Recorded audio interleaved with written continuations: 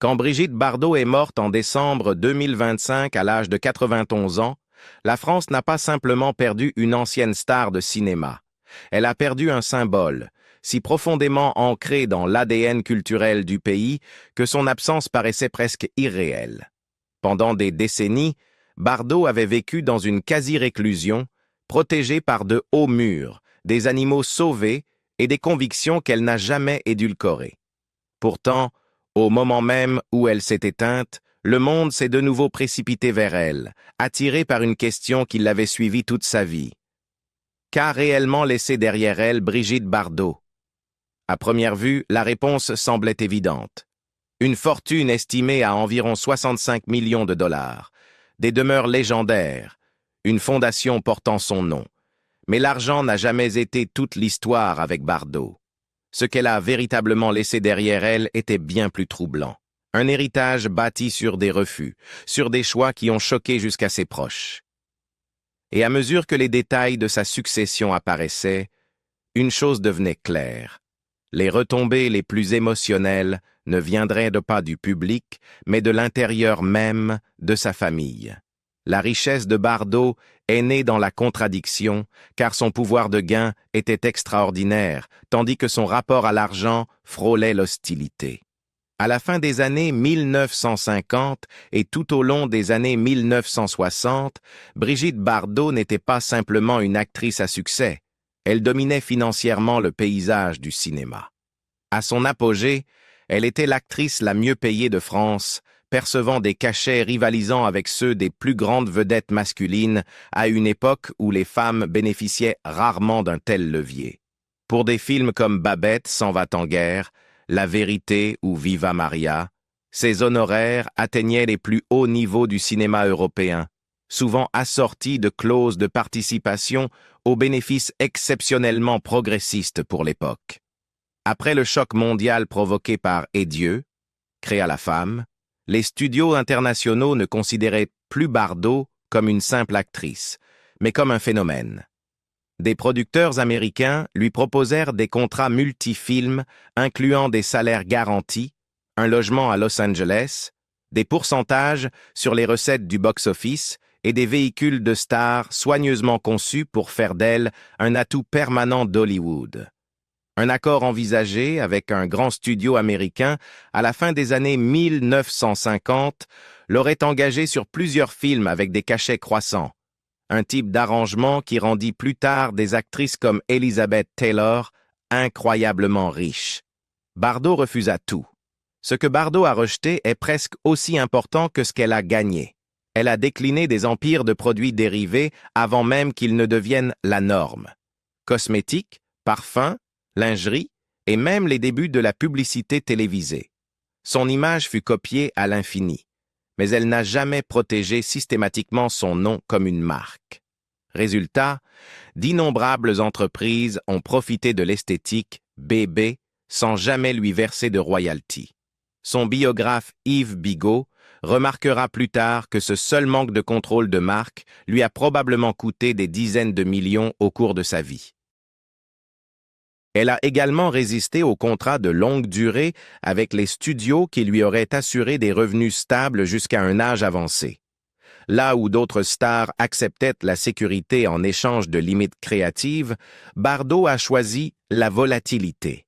Elle privilégiait les contrats film par film, renégociés en permanence, et sacrifiait souvent des cachets plus élevés pour éviter une relocalisation géographique ou un contrôle contractuel. Trop loin, trop dangereux, disait-elle d'Hollywood, non pas financièrement dangereux, mais psychologiquement. Ironiquement, Bardot n'était pas naïve face à l'argent. Fille d'industriel, elle comprenait la négociation et la notion de propriété. Elle fut parmi les premières actrices en Europe à coproduire ses propres films, s'assurant une part des bénéfices plutôt qu'un simple cachet. Elle examinait personnellement ses contrats et y ajoutait des clauses concernant l'utilisation de son image, les calendriers de tournage et sa liberté personnelle, parfois au grand désarroi des producteurs. Cette indépendance eut cependant un prix. Une mauvaise gestion des archives et une faible défense de ses droits firent que, pendant des décennies, Bardot ne perçut que peu ou pas de revenus résiduels de l'exploitation internationale de ses films. Au début des années 2000, elle intenta des actions en justice pour récupérer des pourcentages impayés de ses succès des années 1950 et 1960, affirmant avoir été écartée de profits qu'elle avait pourtant contractuellement obtenus. Les tribunaux ne lui donnèrent pas raison. À ce stade, une grande partie de l'argent avait disparu, perdu dans le temps, les failles juridiques et une industrie qui n'avait jamais imaginé qu'elle vivrait assez longtemps pour réclamer des comptes.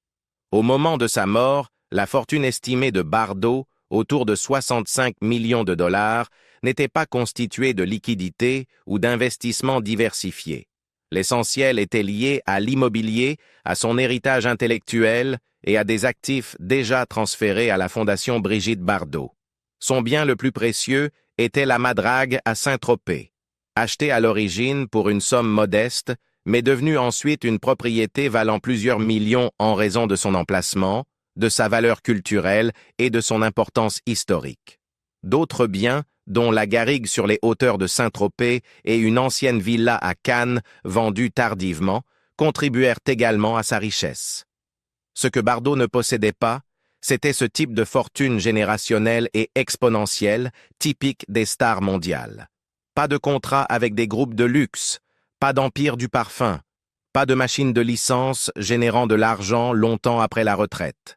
Sa fortune existait, mais elle était statique, non exponentielle. Ce qui frappait peut-être le plus, c'était la rapidité avec laquelle Bardot laissait l'argent lui échapper. Lorsqu'elle fonda son organisation de défense des animaux en 1986, elle le fit sans disposer du capital nécessaire. Plutôt que de solliciter des donateurs ou des partenariats d'entreprise, elle se liquida elle-même. Bijoux, meubles, œuvres d'art, vêtements, objets profondément personnels furent vendus publiquement pour lever des fonds. Plus tard, elle alla jusqu'à hypothéquer la Madrague pour financer ses campagnes. Ce n'était pas une philanthropie de surplus, c'était une philanthropie de sacrifice. Bardot ne considérait pas la richesse comme quelque chose à préserver. Elle la voyait comme quelque chose à épuiser. Au final, sa fortune n'a jamais été conçue pour protéger sa famille, assurer des dynasties ou immortaliser le luxe. Elle fut bâtie à contre-cœur, dépensée délibérément et démantelée consciemment. L'argent est venu à Brigitte Bardot parce que le monde exigeait son image. Il l'a quittée parce qu'elle refusait qu'il la définisse. Cette contradiction, gagnée comme un magnate tout en vivant comme une dissidente, est ce qui a façonné à la fois sa richesse et le choc silencieux laissé par son héritage. Lorsqu'elle se retira du cinéma en 1973, Bardot n'avait que 39 ans. Peu de stars avaient quitté la scène à un tel sommet. Mais pour elle, la célébrité était devenue insupportable. Les paparazzis envahissaient son domicile. Ses relations s'effondraient sous la pression publique et la dépression la poursuivait sans relâche. Quitter le cinéma n'était pas une retraite stratégique, c'était une fuite. Bardot décrivit plus tard la célébrité comme quelque chose qui avait détruit sa vie privée. En fermant la porte à sa carrière d'actrice, elle ferma aussi celle de la source de revenus la plus fiable qu'elle n'aurait jamais. À partir de ce moment-là, sa fortune cessa de croître au sens traditionnel. Les royalties arrivaient au compte-gouttes. Quelques accords de licence subsistaient. Mais Bardot n'avait plus aucun intérêt à accumuler de la richesse. Elle voulait dépenser ce qu'elle avait, pour une cause qui, à ses yeux, comptait plus que n'importe quel héritier. En 1986, lorsque Brigitte Bardot annonça la création de la Fondation Brigitte Bardot, beaucoup pensèrent qu'elle se contentait de prêter son nom célèbre à une cause. La réalité était bien plus radicale et financièrement dévastatrice. De son propre aveu, Bardot ne disposait plus du capital nécessaire pour lancer une fondation d'une telle envergure. Des décennies après avoir quitté le cinéma, elle restait célèbre, mais elle n'était pas liquide. La somme nécessaire pour établir la fondation, environ 3 millions de francs français, dépassait ses moyens immédiats. Bardot refusa les sponsors d'entreprises, le soutien politique et les galas de charité mondains. Elle ne voulait pas de bienfaiteurs susceptibles de diluer la mission. À la place, elle se tourna vers elle-même et commença à démonter sa propre vie, objet après objet. Ce qui suivit ne releva pas du sacrifice symbolique. Ce fut une liquidation. Bardot commença modestement, installant des étals sur le marché de Saint-Tropez, où elle vendait directement au public des effets personnels. Bracelets du Brésil, colliers du Mexique, photographies dédicacées, chapeaux, jupes, des objets autrefois associés au glamour, furent réduits à des instruments de survie pour une cause que peu de gens voulaient financer à l'époque. Lorsque cela ne suffit pas, elle passa à l'étape suivante. À Paris, Bardot organisa une grande vente aux enchères publiques qui stupéfia les observateurs. Des bijoux offerts par son ancien mari Gunther Sachs, des pièces autrefois photographiées dans les magazines de mode, furent vendus. Sa robe de mariée de son union avec Roger Vadim passa sous le marteau. Argenterie, meubles, œuvres d'art, objets décoratifs, et même sa guitare furent proposés à des inconnus. Rien ne fut épargné par sentiment. Au contraire, c'est précisément le sentiment qu'elle accepta de sacrifier. Pendant la vente, Bardot formula la logique derrière ce que beaucoup considéraient comme une forme d'autodestruction. J'ai donné ma jeunesse et ma beauté aux hommes. Maintenant, je donne ma sagesse et mon expérience aux animaux. Ce n'était pas un slogan, c'était une politique financière. Une fois la fondation créée, Bardot réorganisa l'ensemble de son patrimoine autour d'elle. Elle commença à transférer ses biens, non comme de simples dons, mais comme des piliers structurels destinés à assurer la survie à long terme de l'organisation. Avec le temps, la fondation devint le propriétaire de fait, ou le bénéficiaire, de presque tout ce qu'elle possédait. Sa propriété la plus importante, la Madrague à Saint-Tropez, ne fut plus seulement une résidence. Elle devint une garantie. Bardot l'hypothéqua pour financer des campagnes contre la chasse aux phoques, la corrida, la vivisection et les abattoirs industriels. Lorsque des critiques s'interrogèrent plus tard sur le peu de choses laissées à sa famille, la réponse était simple. L'argent avait déjà été dépensé, souvent des décennies auparavant. Au début des années 1990, Bardot transféra également la Madrague à la Fondation afin d'en assurer la reconnaissance d'utilité publique. Juridiquement, la maison cessa d'être uniquement la sienne. Concrètement, elle devint le cœur même de la Fondation. À partir de ce moment, Bardot vécut à l'intérieur de la Fondation plutôt qu'à côté d'elle. Les droits issus de ses films, de sa musique et de l'exploitation de son image affluaient directement vers ses comptes. Lorsque de rares accords commerciaux furent acceptés, comme le sac Lancel portant son nom, ils furent structurés pour soutenir les frais de fonctionnement de la Fondation. Bardot elle-même menait une vie d'une austérité frappante. Elle n'avait ni personnel, ni yacht, ni garde-robe luxueuse. Elle cuisinait pour elle-même, conduisait des voitures modestes et décrivait son quotidien comme extrêmement simple. Des entretiens des années 2000 montrent une femme qui avait consciemment dissocié son identité de la richesse. « Le luxe me dégoûte », disait-elle. « J'aime le confort, pas la richesse. » Financièrement, cela signifiait que Bardot cessa complètement d'accumuler des biens. Chaque nouvel euro avait déjà une destination assignée, les animaux. Cette dévotion absolue eut des conséquences. En orientant presque tous ses actifs vers la fondation de son vivant, Bardot s'assura que son fils et ses petites-filles n'hériteraient que du minimum légal. Ce n'était pas un oubli, c'était un choix délibéré. Ses proches remarquaient que Bardot ne considérait pas l'héritage comme une obligation morale, mais comme une décision. Dans sa vision du monde, les animaux ne l'avaient jamais trahi, n'avaient jamais exigé d'explications ni intenté de procès. Ils avaient simplement souffert, et elle avait répondu avec tout ce qu'il lui restait. Au moment de sa mort, la fortune de Bardot existait surtout sur le papier. Valeurs immobilières, capital culturel, et une organisation soutenue par des décennies d'épuisement personnel. Ce qui choqua le public, ce ne fut pas qu'elle ait laissé sa richesse aux animaux, mais à quel point elle l'avait déjà fait bien avant sa disparition. La fondation n'était pas son héritière. Elle était la forme finale de sa vie. Brigitte Bardot n'a pas bâti une fortune pour la transmettre. Elle en a bâti une pour la démanteler, méthodiquement, consciemment et sans regret. La Madrague, son sanctuaire en bord de mer à Saint-Tropez, n'a jamais été un simple bien immobilier.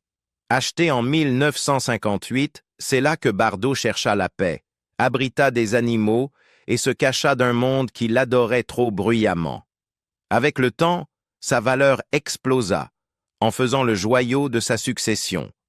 Pourtant, même la Madrague n'était pas destinée à sa famille au sens traditionnel. Bardot précisa clairement que la propriété servirait à terme sa fondation, transformée en musée dont les droits d'entrée modestes soutiendraient la cause animale longtemps après sa mort. Ce faisant, elle s'assura que son bien le plus précieux ne serait jamais liquidé au profit d'un héritage personnel. Pour son fils, cette décision eut un poids émotionnel immense. Brigitte Bardot n'eut qu'un seul enfant, Nicolas Charrier, né en janvier 1960, durant la période la plus chaotique de sa vie. À cette époque, Bardot n'était plus seulement célèbre. Elle était assiégée. Sa grossesse se déroula sous une surveillance incessante. Photographes campant devant son domicile, journaux spéculant sans relâche, et même l'accouchement devenant un spectacle public. Bardot racontera plus tard que des inconnus se déguisaient en personnel médical pour s'introduire chez elle, appareils photo collés aux fenêtres, réduisant toute intimité à néant. Pour Bardot, la maternité ne fut pas un refuge, elle fut un traumatisme. Elle admettra plus tard avoir associé la naissance de son fils, non pas à la tendresse, mais à la panique, à l'étouffement et à la perte de contrôle.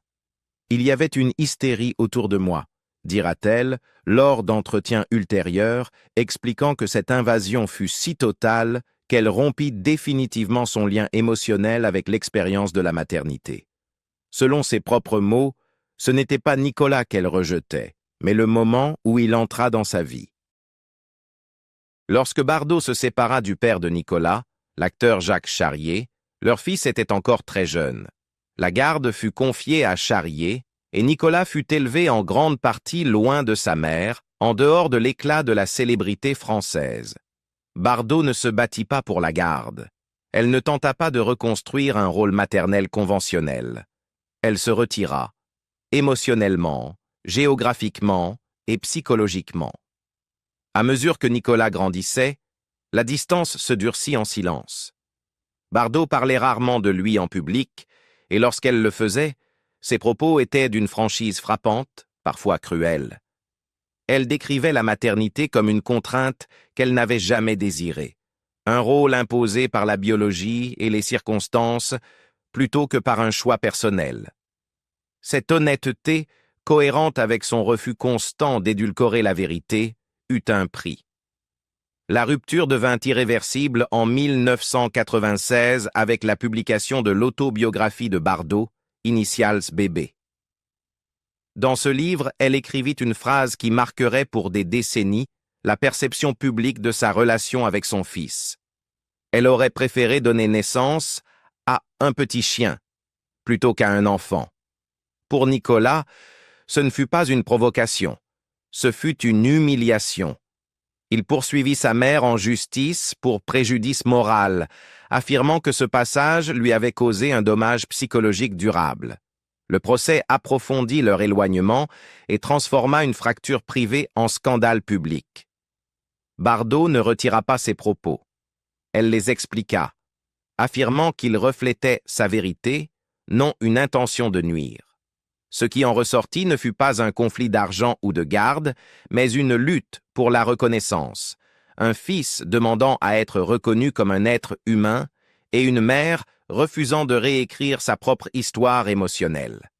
Avec les années, l'âge adoucit les contours sans jamais effacer la blessure. Bardot reconnut qu'elle et Nicolas reprirent un contact limité, quelques appels téléphoniques, de brèves visites lorsqu'il venait à Saint-Tropez depuis la Norvège, parfois accompagné de son épouse et de ses filles. Elle parlait de lui avec un mélange étrange de distance et d'affection prudente, disant qu'elle l'aimait d'une manière particulière, tout en admettant qu'ils ne seraient jamais proches. Leur relation n'évolua jamais vers une réconciliation au sens traditionnel.